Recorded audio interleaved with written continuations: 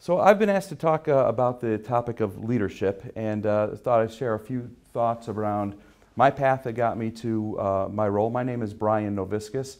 I'm the Vice President of Human Resources with Siemens Healthcare. I'm based in the Chicago area. I've been with the Siemens organization for about 24 years now, and started my career as an HR generalist. And took on some expanding roles progressively throughout my years.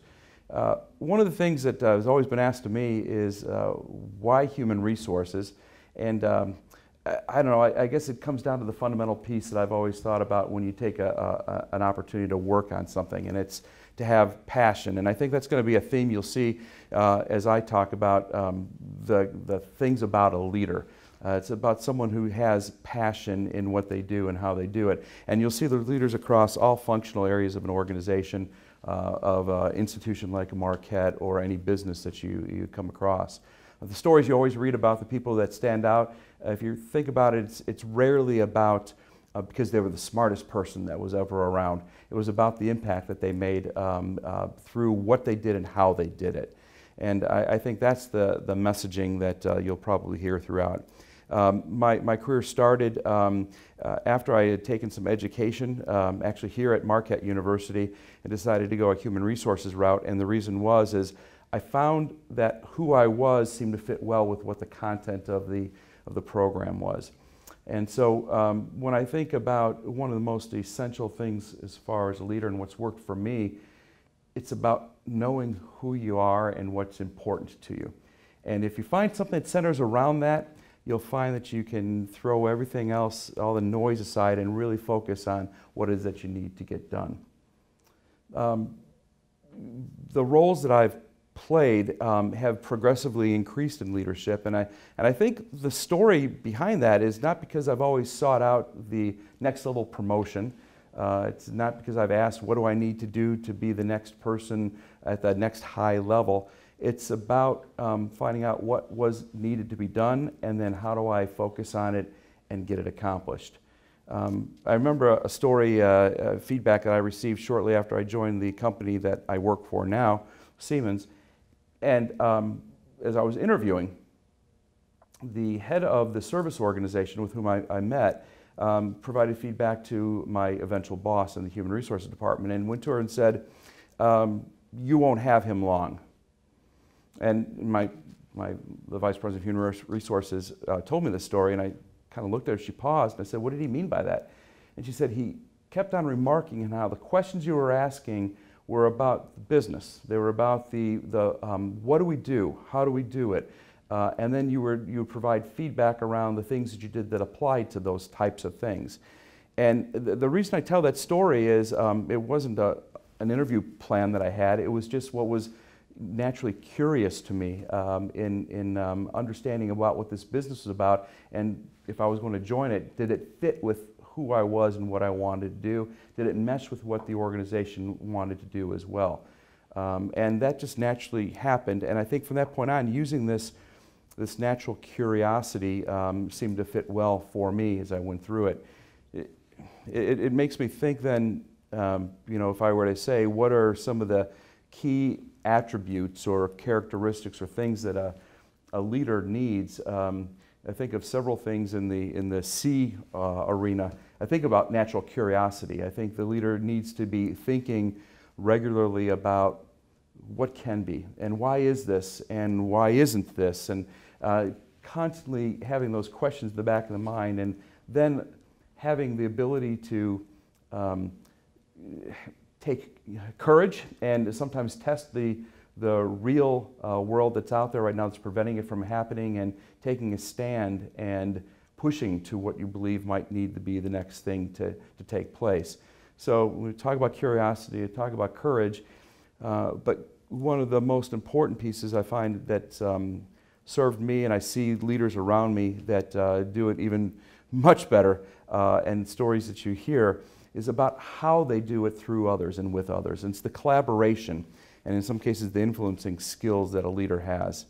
I would strongly encourage that as you take a look at the programs that you go through in school, is to fine-tune that skill on how you work with your project teammates, your classmates, if you're having an internship or a job aside from school, how do you feel and how do you do in interacting with, and in some cases, what you need to get done through other individuals. So the curiosity, the courage to do what you need to do, and this collaboration in getting it done are really three key things I think that have worked well for me. And as I talk to and work with other leaders, I find that there's some similarity there. In my role, that's what I do. I work with leaders and try to develop leadership within the Siemens community. And sometimes it's talking to people outside the company to bring them in. It's others developing people. And these are the areas we focus on. The one piece that I guess it's also in a C area is that we haven't talked too much about, but it comes somewhat to that courage piece, is on change. If you've joined a class or a university or a workplace, you'll find that what it is when you join it most likely will not be what it is when you leave.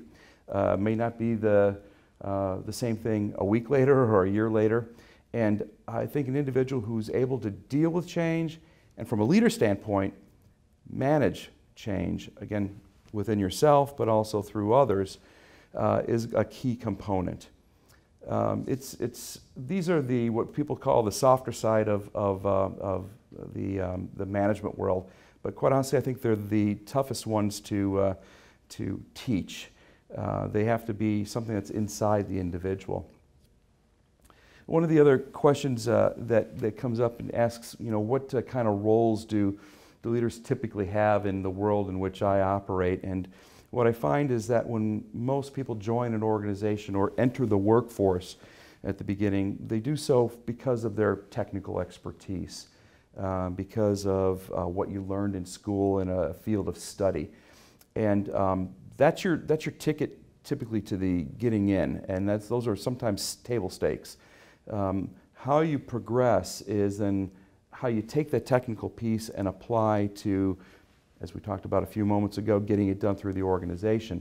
And you'll see jobs that tend to tap into that will be like project members, project leaders, project managers, taking a group of individuals from across functions of an organization and getting something accomplished for the deliverable that's required for the organization's mission or efforts that they're trying to achieve. From there, what I tend to find is that people who do really well in those areas move into perhaps first-line supervision. They're accountable for employees, people that work directly under their area of accountability. That means now all of a sudden discussions are being had about things that are going well and how to keep that going and develop, things that aren't working and how do we change those and improve an individual's performance. As people take on increasing levels of responsibility on the supervisory side, that's when we see managers, and then we hear about directors, and then you hear about vice presidents, and in some cases the presidents and CEOs or CFOs of organizations. It all starts with a technical skill set. My belief is what separates those people that move to those leadership spots is what they do in the areas that they apply and how they apply their technical leadership. The pieces that I think are important about leaders nowadays is that, one, they really need to understand how the business runs. How does a business make money? What's the business about? I've always heard, follow the money and you'll understand the magic of what you need to do to run a business. And I think there's some truth to that. Even as an HR guy, I need to understand how do we make money and what are the things that I need to ensure that the people strategy is doing in my business to help make that happen through the people that we have. The second piece is, aside from just understanding how you make money, is basically how do you then apply your expertise into that, what I'll call maybe the logistics of making money. In my case, I sit around a table of leaders for Siemens Healthcare, and I'd say probably 70%, 60, 70% of my job is not necessarily daily on HR.